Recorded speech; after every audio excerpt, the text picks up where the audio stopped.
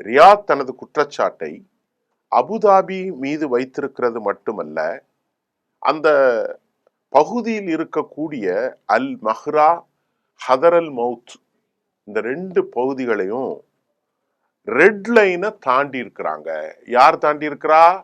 United அரபு Emirates, ஹதர் அல் மவுத், அல் மஹ்ரா பகுதியில் இருக்கக்கூடிய ரெட் லைன், இதை தாண்டக்கூடாது அப்படின்னு வச்சிருக்கிற எல்லையை தாண்டி சவுதிக்கு எதிரான போர்க்குழுக்களுக்கு, ட்ரைபல் குழுக்களுக்கு, அவர்களுக்கு இவங்க உதவி செய்யறாங்கிறத கண்டுபிடிச்சு ரொம்ப சினமாகித்தான் புஜைராவிலிருந்து தாக்குதல் நடத்தி இருப்பதாகவும், வரம்பு மீறி இருக்கிறது யுனைடெட் அரபு எமிரேட்ஸ் என்றும் அவர்கள் மிக கடுமையாக கண்டித்தது மட்டுமல்ல, உடனே வெளியேறணும் அப்படின்னு சொல்லியிருக்கிறாங்க.